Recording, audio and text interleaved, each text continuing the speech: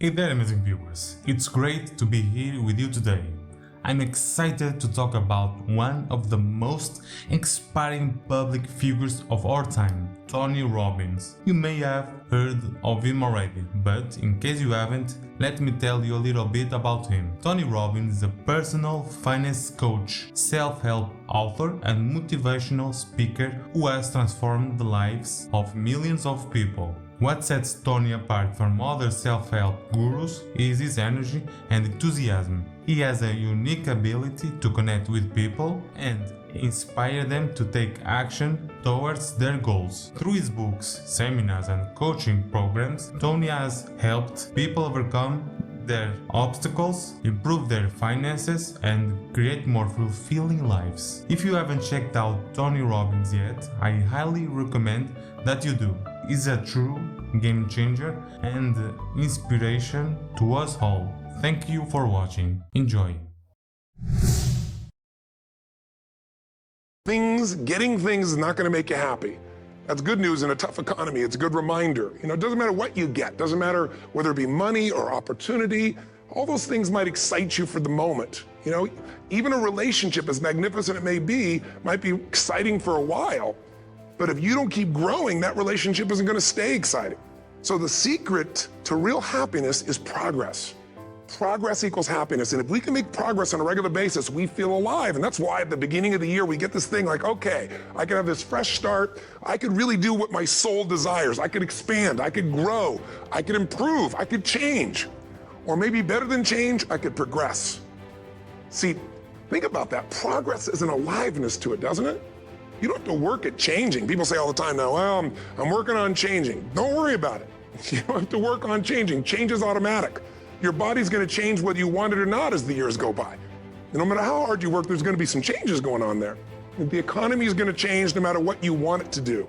The weather is going to change. Relationships are going to change. Everything in life is always changing. We don't have to work on change. Change is automatic, but progress is not. So if you want to make real progress, then you really got to look at your life in a different way. You got to say, I got to take control of this process and not just hope it's going to work out like people do who make a resolution. Whenever people fail to achieve their goals, 99.9% of the time, you ask them why, they'll tell you it's because of a lack of resources. That's what all these things are. I didn't have the support, right? I didn't have the money. We didn't have the time. We didn't have this. We didn't have that. There's a resource that people believe is missing. And that resource belief structure then keeps people from ever being able to really lead. Because what leaders do is they find a way to maximize whatever resources they have, as little as they may be, and they don't believe in limited resources. I'll give you an example. Let's take a business example to start with. In 1974, a guy named Sam Walton had built his little company up. He came up with an idea. He started with $20,000 in, I think, 1962, if I remember right. But by 1974, within 12 years, he had 78 stores. And you know how he did it? In the middle of the night, he'd drive across the border and he'd go and study other people's stores. He'd buy everything the cheapest he could in the middle of the night. He'd go to the people's stores. Whatever was working, he figured out successfully his clues. He came back and did it in his store. Whatever was working in any store, in any competitor, anywhere he could do it, he did it. So he figured out how to maximize the little resources he had, his 20,000, built 78 stores. And if you read any of the people following him, the company had gone public in that year, they were all saying, this is it. He's maximized his resources. I mean, he only has so much money. There's only so many cities that are going to appeal to this discounting mentality, right? This is it. This is all he can do. And the word on Wall Street was sell. Now, what's interesting is at that time, you look at Sears and Kmart, and they were gargantuan companies, weren't they? 20, 30, 40, 50 times, 100 times his size or more, probably.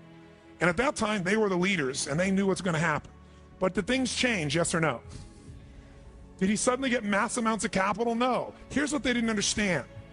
Sam Walton now, or the Walton organization, Walmart, is the most successful retailing operation on earth. And when you talk about Bill Gates being the richest man in the world, that's only true because Sam's fortune is divided up amongst a bunch of different family members. You put them together, they dwarf Bill Gates. Sam Walton did this. How did he do it? What people underestimated is that this guy could go to 4,400 stores, do $250 billion. Where's Kmart today? And they've been shrinking. All of them have been shrinking. And he's the dominant force on earth. Here's the thing he understood. Resources are interesting, but the ultimate resources are the feelings of emotion that make you resourceful. Think of it this way. Resourcefulness is the ultimate resource. What do I mean? What are the emotions that make all this possible? What's the fuel that takes an idea from being in your head where you intellectually know what to do? How many have had an idea, for example, was a great idea, you're excited about it, and then you didn't do anything. One day there you saw it on the shelf, you saw it somewhere, someone stole your idea. How many have had this happen? Say I. The only difference between you and that person was not that they had more resources, they were more resourceful. Here's what I've created for my life and anyone I know succeeded. I'm a 17-year-old kid from Azusa, California, with no real education other than self-education, with no background, with parents that did their best, all of them, with no money, but I did one thing. I love people, and I had an enormous demand I made upon myself, and I sculpted my mind and my emotions to get me to do whatever it would take to achieve and to contribute. But to do that, I did it by using my body and changing my focus. I did it by putting myself in a peak physiology and using what I call incantations. Can you train yourself to believe something, yes or no? Absolutely. How many of you ever made the fatal mistake of going to Disneyland or Disney World, and while you're there made the fatal mistake of going to a ride called It's a Small World After All? What happens for about a week after you're out of that damn place? You're still singing this thing in your head in 24 languages, right? Well, let me tell you something. How many of you have things when you want to go achieve them and this part of your voice goes, oh, it's not going to happen, or forget it? How many got a voice that sometimes interrupts that good pattern? Say I. And what you want to do is train a new one. So starting when I was 17, I started doing incantations, not affirmations. Affirmation, you go, I'm happy, I'm happy, I'm happy, I'm happy, I'm happy. What's the problem? You haven't changed your what? Your what? Physiology. If you don't change your physiology, you won't get anything. So in incantations, not only you speak it, but you embody what you're saying with all the intensity you can. And you do it with enough repetitions that it sticks in your head. Like It's a Small World, now the conversation in your head is always the same and it gives you what you want. So you use your body and your voice. So 17 years ago, I started doing things. I was working for Jim Rohn, this speaker, and I was 17 years old. I had long hair, minestrone soup, acne on my face. And I was trying to call on Bear Stearns type of people and convince them why they should go to this man's seminar and be more successful. I was driving a 1968 Volkswagen that I had earned at $40 a week as a janitor. The only way I did it was park far from the building and then go in, and I love people, and I believe that I put myself in state, and I was able to influence people that were far more successful than I was at the time. I would do something that I still do backstage and have done for 23 years. Because I don't hope I'm going to be in a good state, I demand it. So I do an incantation using my whole body. I'd say, I now command my subconscious mind to direct me in helping as many people as possible alive today to better their lives by giving me the strength, the emotion, the persuasion, the humor, the brevity, whatever it takes to show these people and get these people to change their lives now. And I would do that literally driving in my Volkswagen to a meeting in LA on the freeway for 40 minutes. People are looking at me, I'm screaming at the top of my lungs. They're going, I know he's a serial killer, I know he is. But by the time I entered that room, when two people meet, if there's rapport, the person who's most certain will always influence the other person. And I was totally certain, and they were trying to get revved up to certainty. Do you agree with this, yes or no? I do another one because I was poor. I changed my mindset. I kept doing things, but I never got beyond it. I'd say God's wealth is circulating in my life. His wealth flows to me in avalanches of abundance. All my needs, desires, and goals are met instantaneously by infinite intelligence, for I'm one with God and God is everything. And I would imagine the abundance of my life, and I would feel so grateful.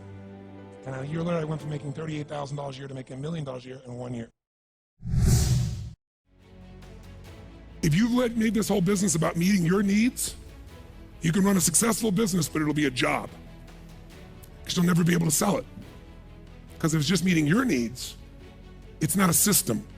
It demands your attention, your connection. It's giving what you want. But ultimately, it's not going to give somebody else what they want, so you can't sell it. If you can't sell your business, if you don't have an exit strategy, you have a job.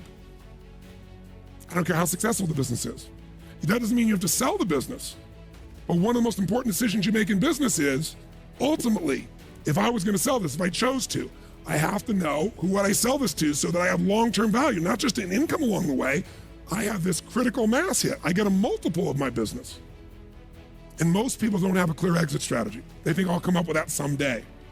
You got to start with that end in mind. That's got to be part of your focus if you're going to be successful in your business. I can remember a gentleman who's built CAA in Hollywood, his largest, most successful agency, right? Michael Ovitz, remember that name? He put together Nike and Coca-Cola and these billion-dollar deals. And eventually Mike Ovitz went to go sell that business. He never thought through an exit strategy and he got almost nothing for it. Because the laws prevented him from selling it to a studio. He had to sell it to some of his employees for pennies on its real value. Now, Mike found a way to make money later on in another place off of Disney. But the bottom line is the guy didn't have an exit strategy. Even though it was brilliant, made lots of money, in the end didn't get the value. Thanks for watching. I hope that you had a good time. See you in the next one.